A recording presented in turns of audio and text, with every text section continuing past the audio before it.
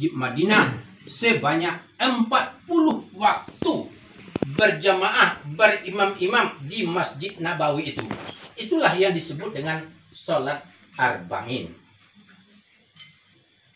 Di hari yang ke-9 beliau diberangkatkan menuju Mekah dengan bus. Tapi sebelum berangkat beliau sudah harus membersihkan diri, memakai pakaian ihram, karena dia akan melaksanakan ibadah umrah.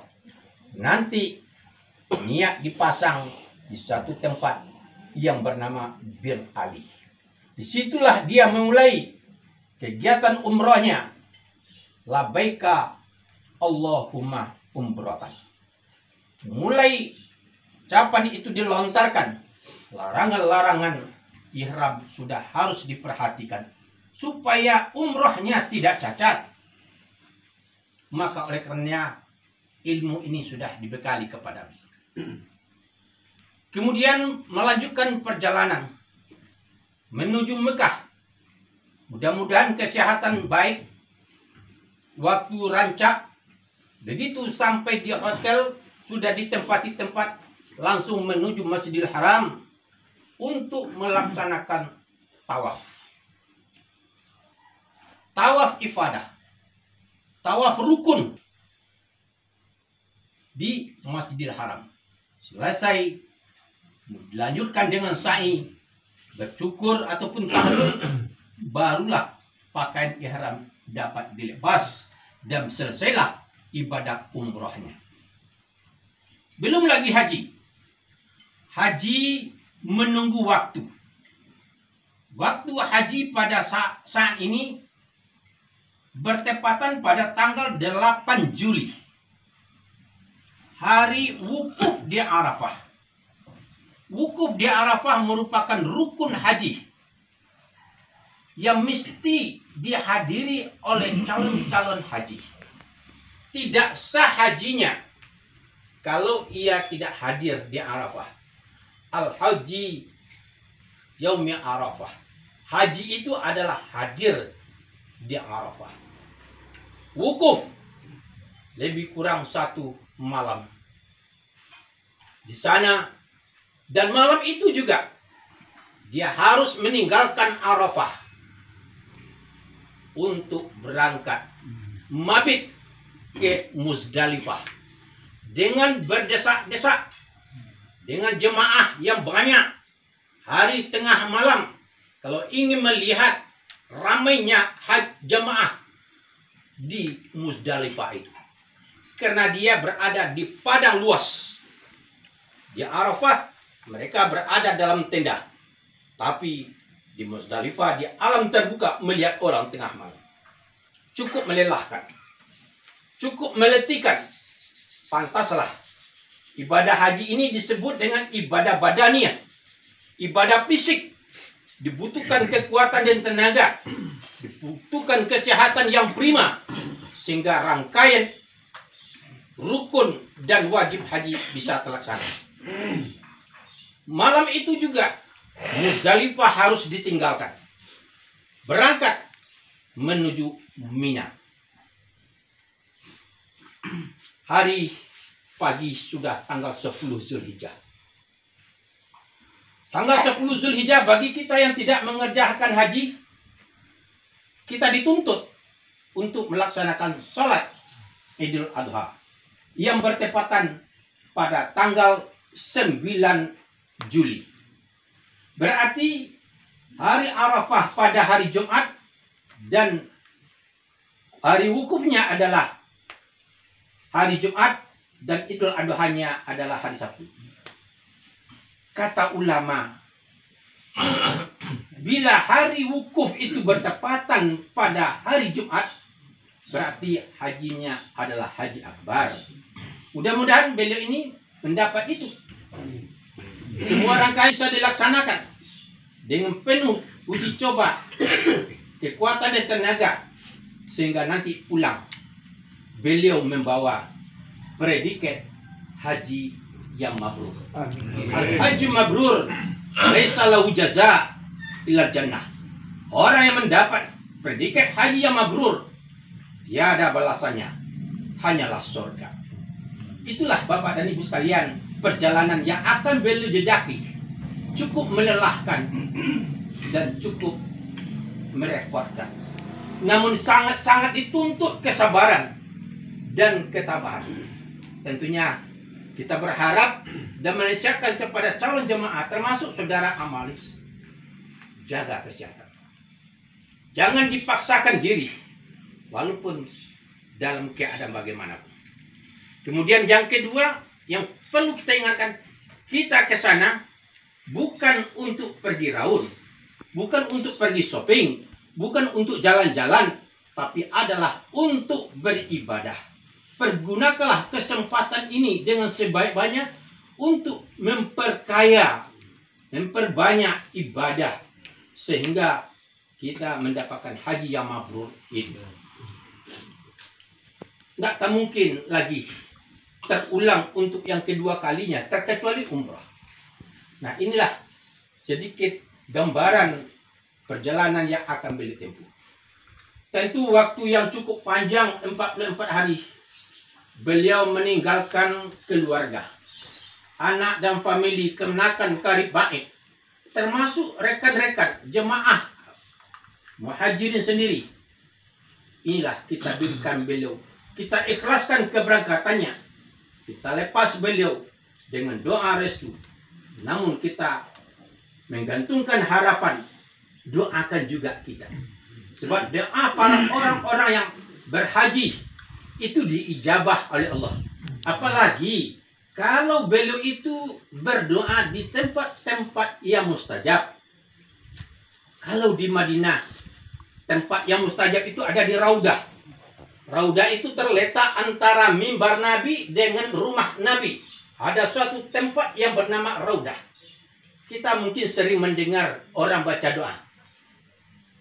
Allahumma raudatan miryadil jannah. Raudah, taman surga. Itu ada di Raudah. Itu tempat yang mustajab untuk berdoa. Berdoalah untuk diri keselamatan, untuk anak dan keluarga, untuk orang kampung, untuk masyarakat, untuk jemaah kita. Kemudian banyak lagi tempat-tempat yang mustajab. Seperti di Mekah sesudah tawaf, ada suatu tempat yang bernama Multazam yang terletak antara sudut Hajar Aswad dengan pintu Ka'bah. Berdoa sepuas-puasnya. Tahun katibu talai kamu tinju taulang entai alawal. Jangan diabaikan kesempatan yang baik ini. Bapak dan Ibu sekalian,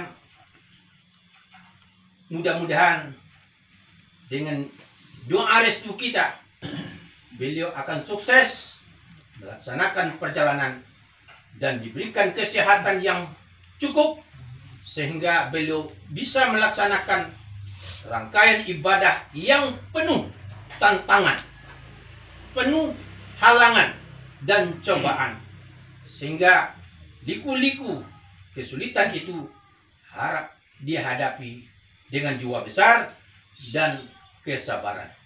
Inilah barangkali pesan-pesan tausiah di pagi ini untuk dapat menjadi perhatian kita.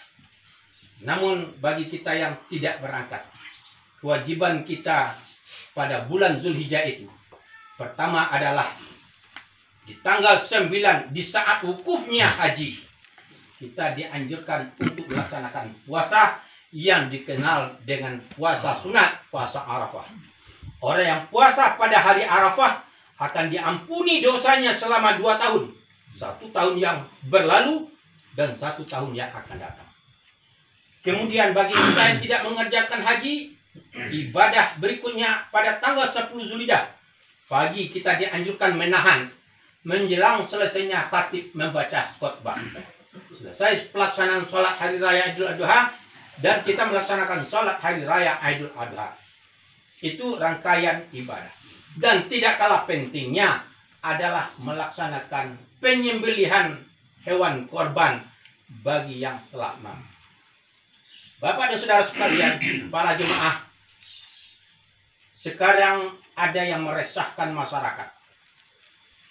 Dengan adanya penyakit PMK, penyakit mulut, sehingga rumah hewan, pasar tanah masih tutup ya, masih tutup. Nah, Udah buka nih, Pak. udah buka, alhamdulillah. Pertanyaan ini banyak yang muncul. Bagaimana ternak yang mendapat penyakit PMK? Yang kedua, bila hewan korban itu mendapat gejala berat, tidak sah untuk dijadikan hewan korban.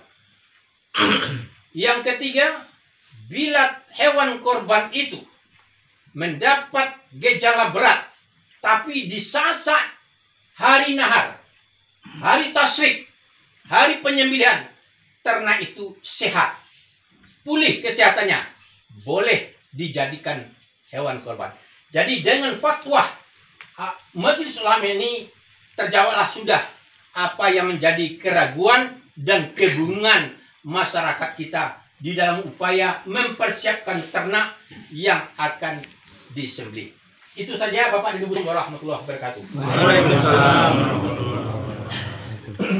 Kayo, pakih kayo, Pak Jamhur pakih kayo, ambo malin kayo, beliau ku pandito kayo. Tidak, Bapak. Demikian saja Bapak-Bapak, pagi ini kami aturkan terima kasih atas kehadiran kita sadonya di situ. Mari sekali lagi kita doakan beliau untuk selamat pergi dan pulang serta melaksanakan ibadah haji di sana. Amin. Amin. Demikian saja. Assalamualaikum warahmatullahi wabarakatuh. Waalaikumsalam. Allahumma ighfir lana dzunubana wa liwalidayna warhamhuma kama rabbayana shaghira wa li jaddina wa li jaddatina wa li ikhwanina wa li ikhwatina wa lil muslimina wal muslimat wal mu'minina wal mu'minat al ahya'i minhum wal amwat innaka sami'un qaribun mujibud da'wati amin amin wa ya qadiyal hajat Allahumma tawil umurana wa sahih ajsadana wa nawir qulubana wa sabbit imanana wa ahsin a'malana wa wasi' arzaqana wa ilal khairi qaribna wa anis syarri abidna wa qadi hawaijna fid dini wad dunya wal akhirah innaka ala kulli syai'in qadir. Allahumma hajjan mabrura wa sa'yan mashkura wa zamban maghfura wa tijaratan lan tabura ya arhamar rahimin. Allahumma hajjan mabrura wa sa'yan mashkura wa zamban maghfura wa tijaratan lan tabura ya rabbal alamin. Allahumma hajjan mabrura wa sa'yan mashkura wa zamban maghfura wa tijaratan lan tabura ya arhamar rahimin. Allahumma hina bil iman wa amitna bil iman wa hsyurna bil iman wa adkhilnal jannata ma'al iman. Allahumma afina min akhirati hasanah wa qina azaban nar wa adkhilnal jannata ma'al abrar ya aziz ya ghafar ya rabbal alamin walhamdulillah.